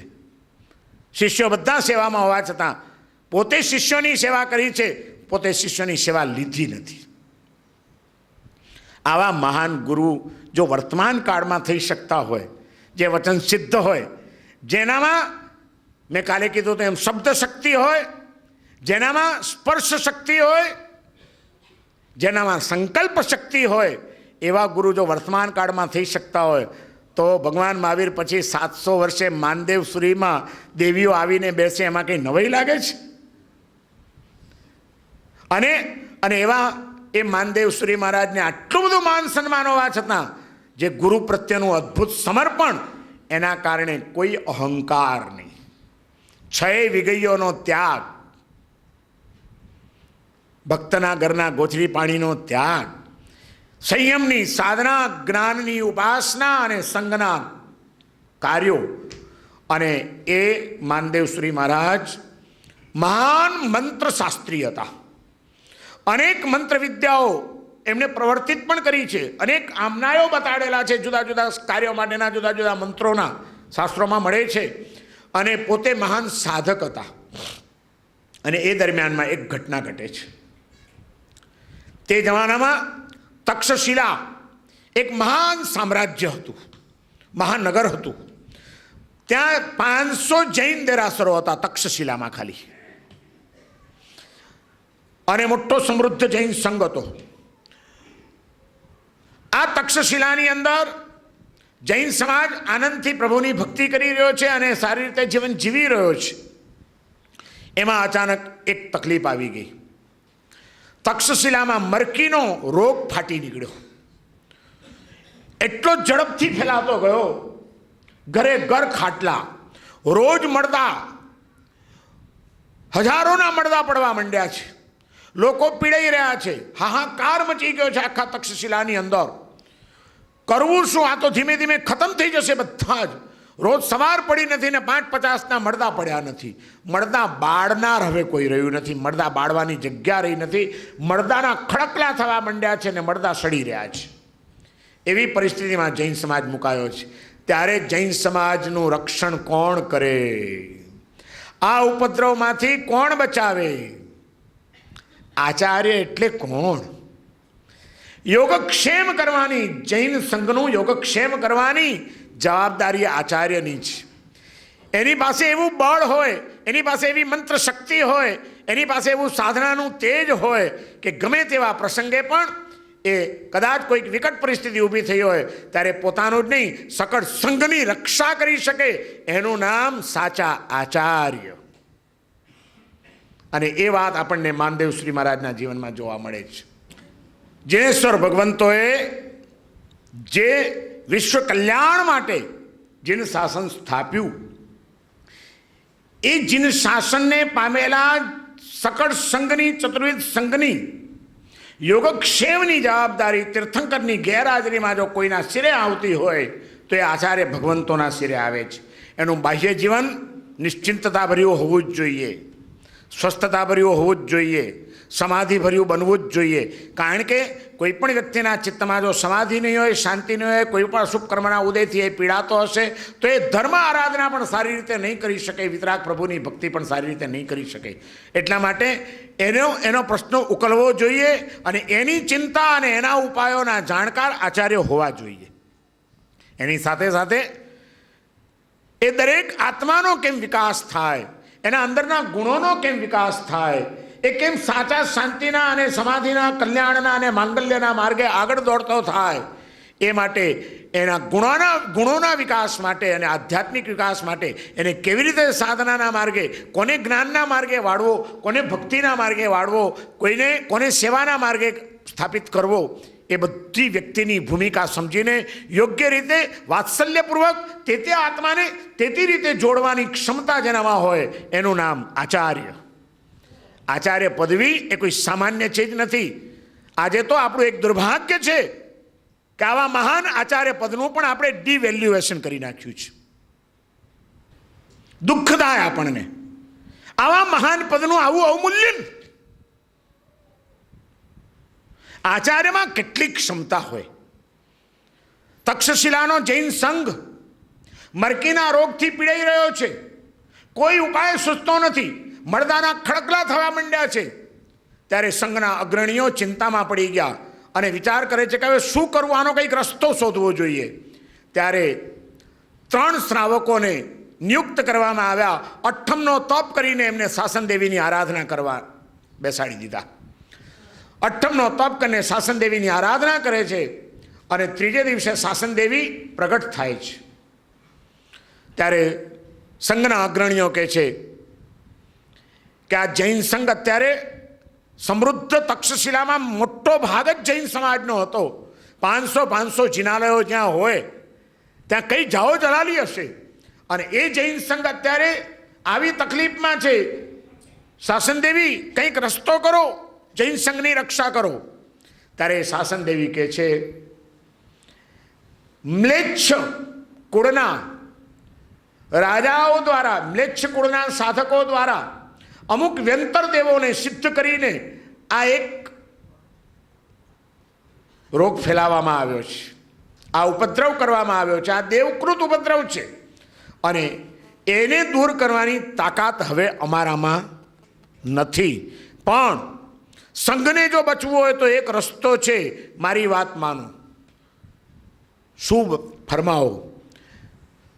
તમે રાજસ્થાન જાઓ, નાડોલ નામનું ત્યાં ગામ છે, એ નડુલમાં જાઓ અને નડુલમાં જઈને ત્યાં માનદેવસુરી મહારાજ કરીને એક મહાન સાધક આચાર્ય બિરાજમાન છે. ત્યાં કોઈકને મોકલો, કાંઈ જ નથી કરવાનું, એમના ચરણ પખાડી અને એ જળ અહીં મંગાવો, કુંભના કુંભ ભરીને, અને દરેકના ઘરમાં માનદેવસુરીના ચરણ પખાડેલું જળ છાંટો. સંઘ સ્વસ્થ થઈ જશે, એનો રોગ મટી જશે. સ્પર્શ શક્તિ, એમના ચરણને અડેલું જળ પણ રોગને દૂર કરી નાખે, આ એમની સ્પર્શ શક્તિ હતી. અંગૂઠાનું બહુ મહત્વ છે. અહીં આગળ આખી શક્તિનો પુંજ છે. અને કાં તો કદાચ એટલું જળ તમે નહીં લાવી શકો, કારણ કે 500 જિનાલયો, ત્યાં જૈનોના કુટુંબો કેટલું પાણી લાવે. એટલે શાસનદેવીએ વળી એમને વિનંતી કરી કે જો ગુરુ મહારાજ માને, અને એમની પાસે તો લબ્ધિઓ પણ છે, શક્તિઓ છે, ગુરુની કૃપાથી અને સાધનાથી એમને એવી વિરલ શક્તિઓ પ્રાપ્ત કરેલી છે કે એ ધારે તો કરી શકે. એમને વિનંતી કરીને અહીં તક્ષશિલામાં લઈ આવો. અહીં લાવીને એક ઘરના ભાવિકો જઈને એમના ચરણ પખાડે, એમના ચરણનું પ્રક્ષાલ જલ એ શરીરને લગાડે, ઘરમાં છાંટે, તો આખી તક્ષશિલાનો ઉદ્ધાર થઈ જશે. સંઘ ભેગો થયો. આ વિનંતી લઈને કોને મોકલવા? આચાર્ય મહારાજની પાસે. એક સંઘના અગ્રણી, બહુ ધર્મિષ્ઠ, પૂજાપાઠમાં પ્રવીણ એવા એક વીરચંદ નામનો શ્રાવક, એ શ્રાવકને સંઘે વિનંતી પત્ર લખીને આપ્યો અને કીધું વીરચંદને કે વીરચંદભાઈ, તમે જાઓ નાડોલ, આ સંઘનો વિનંતી પત્ર લઈ જાઓ, માનદેવશ્રી મહારાજને મળો, એમને આ વિનંતી પત્ર આપજો અને આ પત્ર આપીને કહેજો કે સંઘને અત્યારે આપની આવશ્યકતા છે, માટે આપ કૃપા કરો અને તક્ષશિલા પધારો. અત્યારે જૈન સંઘની સુરક્ષા જોખમમાં મુકાયેલી છે. વીરચંદ શ્રાવક નાડોલ પહોંચે છે. નાડોલ પહોંચીને ઉપાશ્રયમાં જાય છે. એ જ્યારે ઉપાશ્રયમાં પહોંચ્યો ત્યારે જયા, વિજયા, અપરાજિતા અને પદ્મા ચારે દેવીઓ ત્યાં આગળ બેઠેલી હતી, યુવાન સ્ત્રી રૂપે. અને આચાર્ય મહારાજ બેઠા છે. ઉપાસનાના દરવાજામાંથી વીરચંદે જોયું, આ સ્ત્રીઓ, આવી જુવાન સ્ત્રીઓ અત્યારે આચાર્યની પાસે બેઠી છે, આખી શોભે છે આચાર્યને? અને મનમાં દુર્ભાવ થઈ ગયો.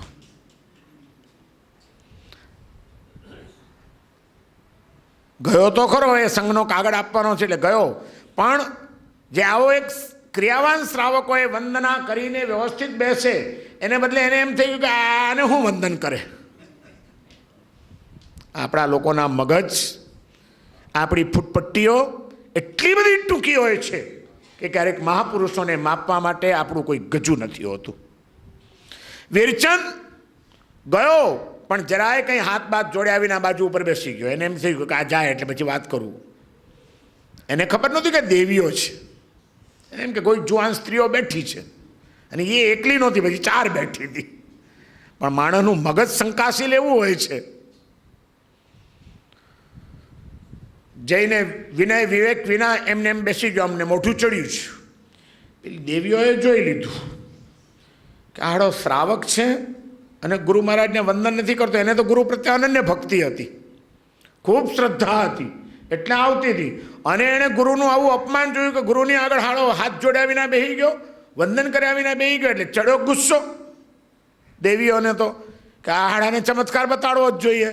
હજી તો આમ ત્યાં બેઠો, 5 મિનિટ થઈ નથી, અને જાણે કે મુશ્કે ટાટ કોઈ એને બાંધી દીધો હોય, ન આમ હાલી શકે ન આમ હાલી શકે, જડ થઈ ગયો એકદમ.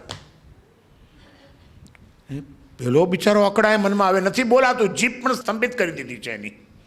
નથી કંઈ બોલાતું, નથી કંઈ ચલાતું, કરે છે, અકળાય છે, હલતો નથી. માનદેવસુરી મહારાજે જોયું. માનદેવસુરી મહારાજને થયું કે આ શું છે? જ્ઞાની હતા, જેની સેવામાં 6 દેવીઓ, સાક્ષાત લક્ષ્મી હોય, સાક્ષાત સરસ્વતી હોય, 4 મહાન દેવીઓ હોય, જેની પાસે સંયમનું, તપનું, જ્ઞાનનું, મંત્ર શક્તિનું બધું જ બળ હોય. જોયું,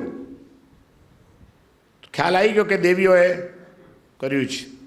તરત જ પોતે દેવીઓને કહે છે, બંધનથી મુક્ત કરો. અજ્ઞાની છે, એણે મારા માટે ખોટો વિચાર કર્યો, પણ એને આવી સજા ન કરાય. કયું હૃદય હશે?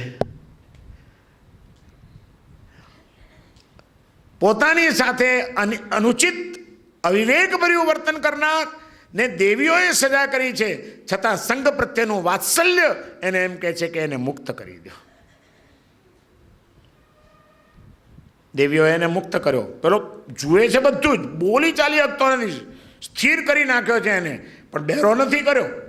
એને જોયું અને એને એમ થઈ ગયું કે આચાર્ય મહારાજે કીધું કે દેવીઓ આવું ન કરાય, એને મુક્ત કરો, તમારી દૈવી શક્તિ પાછી લઈ લો. એટલે એને ખ્યાલ આવી ગયો કે આ તો દેવીઓ છે ને, મેં આવો ખોટો વિચાર કર્યો. એટલે જેવો મુક્ત કર્યો, તરત જ દેવીઓની પણ ક્ષમા માગી અને આચાર્ય ભગવાનના ચરણોમાં માથું મૂકીને ક્ષમા માગે છે. ગુરુદેવ, મેં તમારા માટે ખોટો વિચાર કર્યો.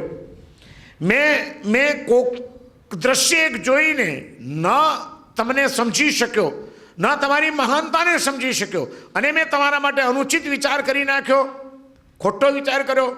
મને ક્ષમા કરી દો ગુરુદેવ. ગુરુદેવ, મને ક્ષમા કરી દો. ભાગ્યશાળી કોણ છો તમે? જો આવાને પણ કેટલા વાત્સલ્ય ભાગ્યશાળી કહીને બોલાવે છે. ભાગ્યશાળી કોણ છો તમે? વીરચંદ કહે છે, ગુરુદેવ, તક્ષશિલાથી આવું છું, સંઘના પ્રતિનિધિ તરીકે આવ્યો છું. સંઘે આ એક ચિઠ્ઠી આપી છે, એમ કહીને કાગળ આપે છે. કાગળ સંઘનો હતો, એમાં લખેલું હતું કે આ રીતે સંઘ તકલીફમાં મુકાયેલો છે, રોજ મળદા ખડકાતા જાય છે, મરકીના ઉપદ્રવથી ઘેરાયેલા છીએ, અને શાસન દેવીએ અમને કહ્યું છે આપ અમારી રક્ષા કરી શકો એમ છો, માટે સંઘ આપને વિનંતી કરે છે કે આપ વહેલી તકે તક્ષશિલા પધારો અને સંઘને ભયમુક્ત કરો, સંઘની સુરક્ષા કરો. આચાર્ય મહારાજ વિચારમાં પડી જાય છે. ક્યાં નાડોલ રાજસ્થાન ને ક્યાં તક્ષશિલા, પહોંચવું પણ દિવસો નીકળી જાય, અને ત્યાં સુધી તો હાહાકાર મચી જશે, હજારો લોકોના મૃત્યુ થઈ જશે. એટલે વિરચન શ્રાવકને કહે છે મારે આવવાની જરૂર નથી, પણ સંઘ ઉપદ્રવમાંથી મુક્ત થાય એ માટેનો હું રસ્તો તમને કરી આપું છું. અને ઇતિહાસ એમ કહે છે નાડોલ એક એવું પ્રાચીન તીર્થ છે, પ્રાચીન 4 જિનાલયો ત્યાં આગળ, અને એમાં એક નેમનાથ ભગવાનનું જિનાલય, જેમાં ઊંડું એક ભોયરું. માનદેવસુરી તરત જ ઉપાશ્રયમાંથી નીકળીને નેમનાથ ભગવાનના જીન મંદિરમાં જાય છે, ભોયરામાં ચાલ્યા જાય છે, ભોયરામાં બેસીને ધ્યાન કરે છે, મંત્રનું સ્મરણ કરે છે, હૃદયથી સંકલ્પ કરે છે કે તક્ષશિલાને ભયમુક્ત બનાવવી છે, તક્ષશિલાના પ્રત્યેક મનુષ્યની રક્ષા થવી જોઈએ. અને પોતાની દિવ્ય મંત્ર શક્તિથી સ્મરણ કરીને ભગવાન નેમનાથના ચરણોમાં ધ્યાન કરીને હૃદયથી પ્રાર્થના કરે છે. અને જે મંત્રનું સ્મરણ કર્યું, અંતરમાંથી એક પછી એક સ્ફુરણાઓ થવા માંડી અને એક એક શ્લોક શાંતિના રચાવા માંડ્યા. શાંતિમ શાંતિની શાંતમ શાંતમ શાંતા શિવમ નમસ્કૃત્ય. આપણે જ્યાં સાંજના પ્રતિક્રમણમાં લઘુ શાંતિ જે બોલવામાં આવે છે, એ લઘુ શાંતિ આ તક્ષશિલાને ઉપદ્રવથી મુક્ત કરવા માટે, મરકીના ઉપદ્રવમાંથી સંઘની રક્ષા કરવા માટે માનદેવ શ્રી મહારાજે ભગવાન મહાવીરના નિર્વાણ પછીની 7મી શતાબ્દીમાં નાડોલના નેમનાથ ભગવાનના દેરાસરના ભોયરામાં બેસીને કરેલી રચના છે. શાંતિનું સ્તોત્ર રચાઈ ગયું, બહાર આવે છે, લખી આપે છે. લખી આપીને વિરચન શ્રાવકને કહે છે મારે આવવાની જરૂર નથી, મારા આવ્યા વિના પણ કામ થઈ જશે, ભગવાનની કૃપા છે, શાસન દેવીઓની સહાય છે, અને એ બધાની મંત્ર શક્તિ મેં આમાં નિહિત કરેલી છે. આ સ્તોત્ર લઈ જાઓ, એ સ્તોત્રનો પાઠ કરી એનાથી અભિમંત્રિત કરેલું પાણી બધાને રોજ છાંટતા રહેજો, સંઘ ભય મુક્ત થઈ જશે. અને શાંતિ સ્તોત્ર લઘુ શાંતિ, જેમાં છેલ્લે એમનું પોતાનું નામ પણ એમણે મૂક્યું છે સુરીશ્રી માનદેવશ્ચ. આ લઘુ શાંતિની રચના કરી વિરચન શ્રાવકને આપે છે. જલ્દી પહોંચો, સંઘને જલ્દી ભયમુક્ત કરો. અને ત્યાં સુધી હું અહીં બેઠો બેઠો સાધના કરીશ, હવે પછી વધુ મૃત્યુ ન થાય એ માટે સંકલ્પ શક્તિ વહેવડાવીને સંઘની રક્ષા કરીશ. અને ત્યાં પહોંચીને તમે ઘર ઘરની અંદર આ શાંતિના પાઠ શરૂ કરાવો, શાંતિનું પાણી છંટાવો, સંઘ નિર્ભય બની જશે. અને એ રીતે વિરચન શ્રાવક જાય છે, શાંતિ ત્યાં આગળ આપવામાં આવે છે. ઘર ઘરની અંદર શાંતિના પાઠ શરૂ થઈ ગયા, શાંતિ બોલી બોલીને બધા પાણી છાંટવા લાગ્યા. અને મરકીનો ઉપદ્રવ જે મ્લેચ્છ વ્યંતરો દ્વારા કરવામાં આવ્યો હતો, એ આ દિવ્ય શક્તિથી મ્લેચ્છોની એ અશુભ શક્તિ ખતમ થઈ ગઈ અને સંઘની રક્ષા થઈ. અને આપણને એક મહાન વસ્તુ મળી, શાંતિ. સ્નાત્ર ભણાવો તો મોટી શાંતિ બોલો, પણ પ્રતિક્રમણમાં રોજ શું બોલાય?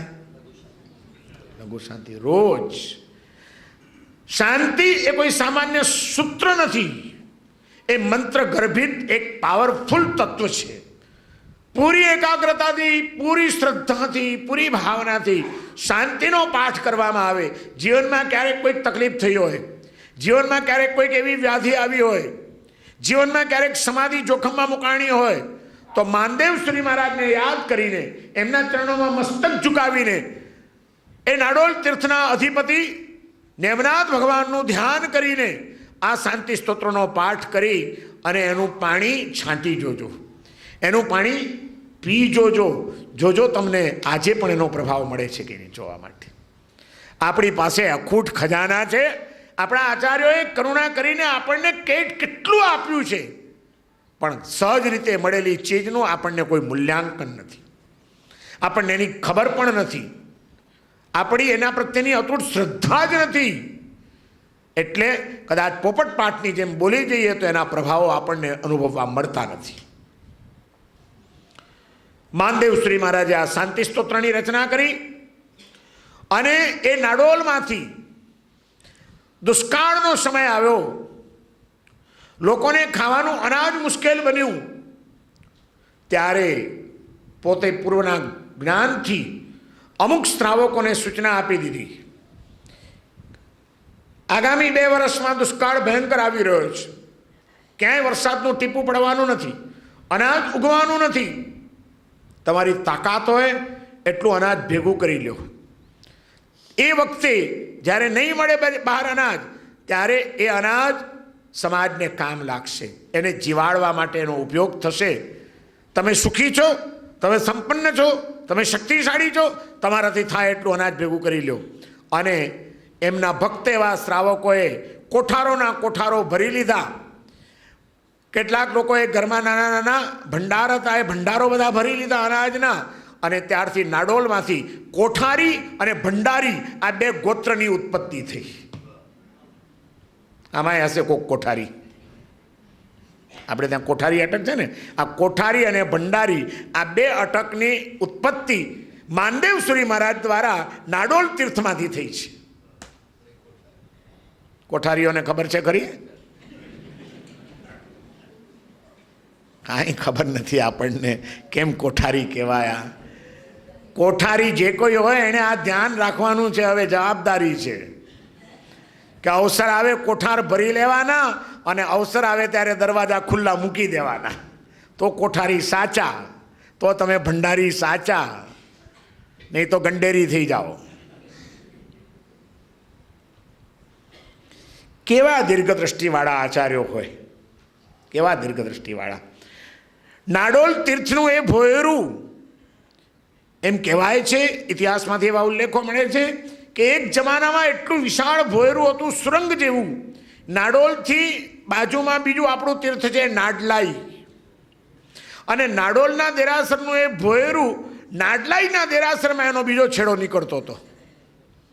કોઈ દુશ્મનો હલ્લો કરી રહ્યા શત્રુઓ, ત્યારે દેરાસરમાં ચાલ્યા જઈને સુરંગમાંથી સીધા એક ગામથી બીજા ગામમાં પહોંચી જવાય એવી વ્યવસ્થા આપણા પૂર્વજોએ તે વખતના રાજાઓએ કરેલી હતી. આજે બી ભોયરું છે. હું એ ભોયરામાં બેસીને સાધના કરી આવ્યો છું. આજે પણ એના વાઇબ્રેશન્સ અનુભવાય છે. મેં ત્યાં બેસીને જપ કર્યા છે. અમારા ગુરુદેવ પ્રેમશ્રીજી મહારાજની સાથે જ મેં કીધું એમ 7 વર્ષ રાજસ્થાનમાં વિચર્યા, ત્યારે અનેકવાર એ બાજુ પણ જવાનું થયું.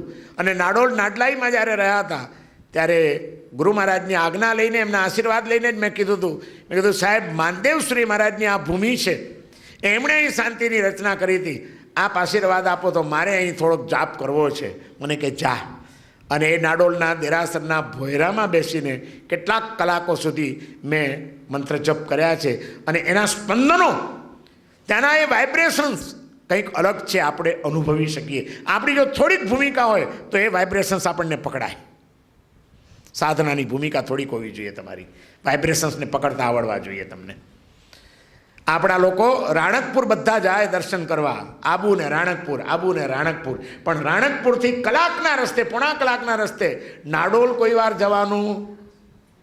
નાડલાઈ ગયા, નાડોલ ગયા, વરખાણા ગયા ના, આપણે તો મુછાળા મહાવીર જઈ આવવાનું, રાતા મહાવીર જઈ આવવાનું, રાણકપુર જઈ આવવાનું અને ભાગીને આબુ ભાગવાનું.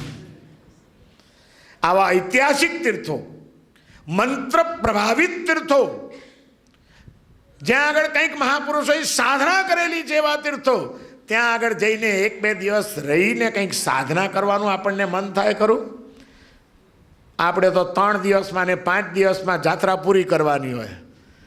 હેમરાજભાઈ કે 5 દિવસથી વધારે તો કોઈ પછી નહીં ફાવે બધાને, એટલે આપણે 5 દિવસમાં શું શું કવર થાય એટલું કરો. કવર જ કરવાનું છે. પછી કવર ભલે ને ખાલી જ હોય, અંદર કંઈ માલ જ ન હોય તો. એટલે એક તીર્થમાં જાઓ પણ 3 દિવસ રહી જાઓ, સાધના જ કરો, ત્યાં ભક્તિ કરો, ધ્યાન કરો, મંત્ર જાપ કરો. ભલે 5 તીરથ ન થાય, 3 જ તીરથ થાય, પણ જ્યાં જઈએ ત્યાં એનો પૂરો લાભ ઉઠાવીએ, એવી રીતે આરાધના કરીએ તો આખો આનંદ કંઈક જુદો આવે. અને એ મૂર્તિઓ કેવી છે, અદ્ભુત મૂર્તિઓ છે. સંપ્રતિ મહારાજાની ભરાવેલી એ મૂર્તિઓ, નાડોલ તીર્થ ને નાડલાઈ તીર્થ, બંને તીર્થો અદ્ભુત છે. નાનકડા ગામડા છે, પહાડની ઉપર દેરાસર છે. અને એ દેરાસરમાં જ્યારે ઉપર ઉઠી જાઓ, આપણા ઘણા બધા તીર્થો પહાડ ઉપર બનાવવામાં આવ્યા. એનું કારણ ખબર છે? જેમ ઊંચા જાઓ એમ હવામાન શુદ્ધ થતું જાય. નીચે અહીં આગળ આપણું મેન્ટલ પોલ્યુશન એટલું બધું ખતરનાક વધી ગયું છે માણસોનું. દુષ્પરિણામો, દુર્ભાવનાઓ, દુર્વાસનાઓ, એના વિચારના આંદોલનો બધા નીચે એવા ફેલાયેલા હોય છે કે તમને નીચે સ્પર્શના એ અનુભવ થાય જ નહીં. પણ એ બધા પરમાણુઓથી ઉપર ઉઠીને જેમ ઊંચે જાઓ એમ ચોખ્ખું હવામાન, ચોખ્ખા વાઇબ્રેશન્સ મળે. અને એટલા માટે આપણા બધા જ તીર્થંકરો અને આપણા તીર્થો પહાડોમાં 20 તીર્થંકરોનું નિર્માણ સમેત શિખરમાં શા માટે થયું? વિચાર કર્યો કોઈ દિવસ? કેમ કોઈએ નીચે બેસીને આરાધના ન કરી કે નાણસણ ન કર્યા? શું કામ પહાડોમાં ગયા? એ સમેત શિખર જેવી ઊંચી આટલી પહાડી ઉપર શું કામ ચડ્યા હશે 20 તીર્થંકરો?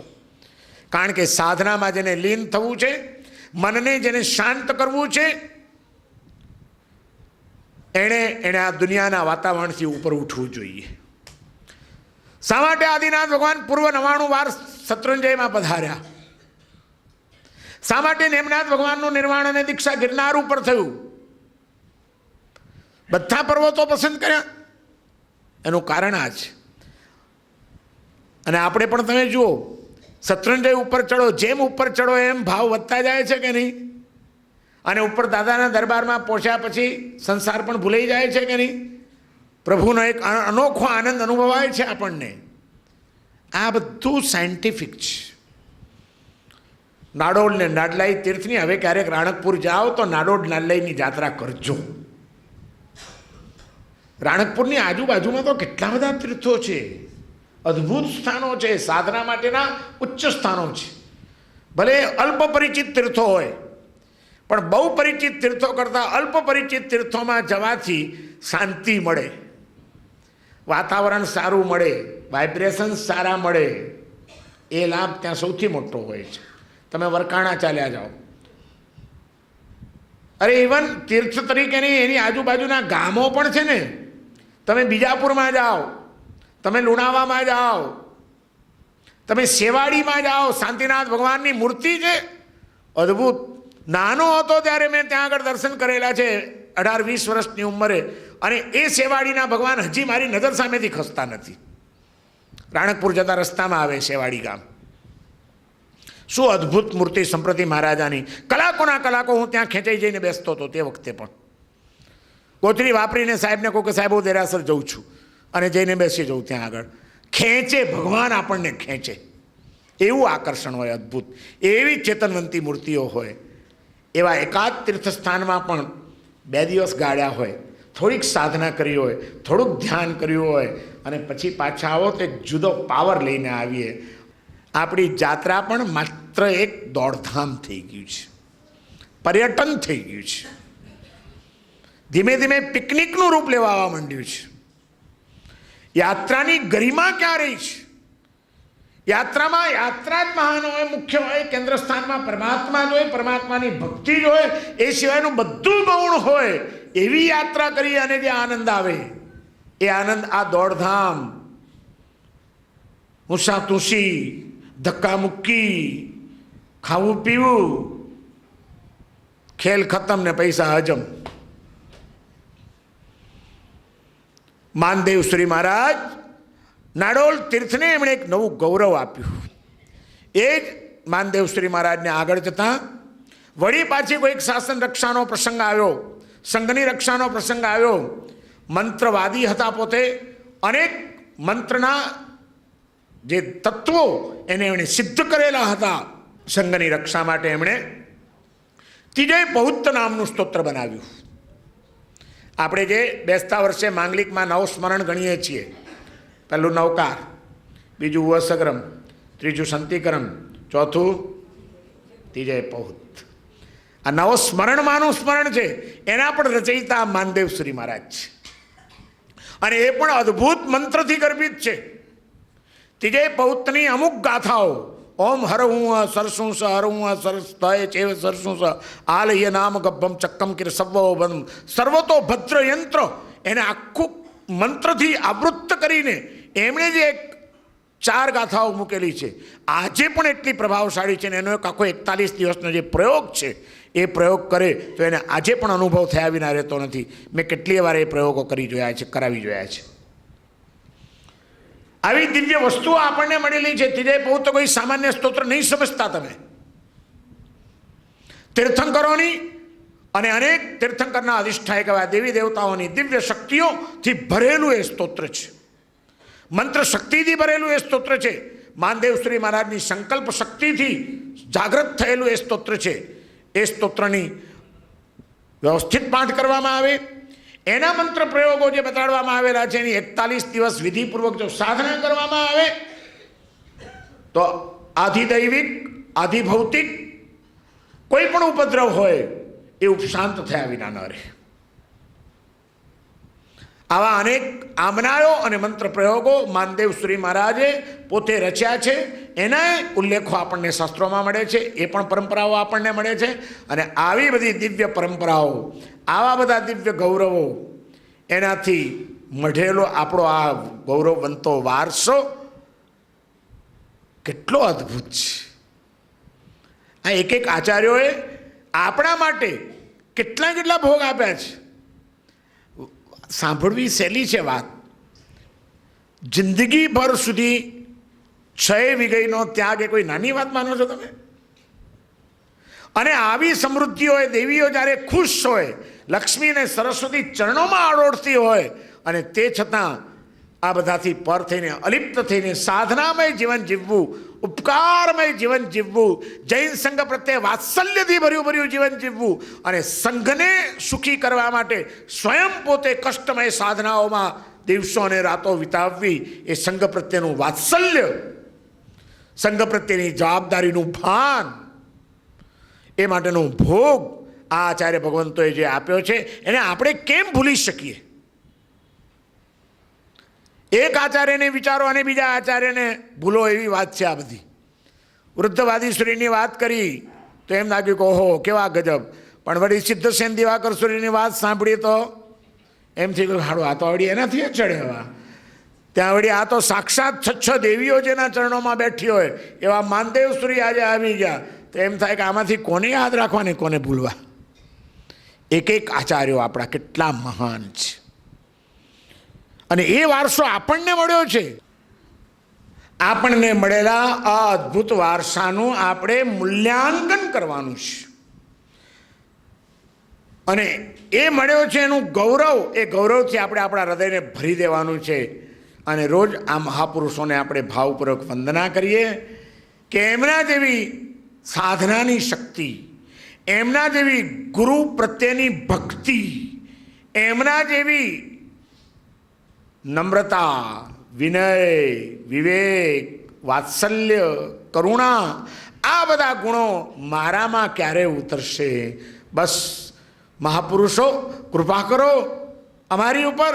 આપ તો બધા સંઘના રક્ષકો હતા, આપે સંઘ પ્રત્યે વાત્સલ્ય વહાવ્યું છે, તો આજે અમારા આ સંઘ ઉપર પણ વાત્સલ્ય વહાવો, અમારી પણ રક્ષા કરો. અમારા અંતરમાં વ્યાપેલા દોષોને દૂર કરીને અમારા આત્મભાવની રક્ષા કરો. પધારો ગુરુદેવો, આપ અમારા હૃદયમાં પધારો. આપના ચરણોમાં અમારું મસ્તક ઝૂકે છે.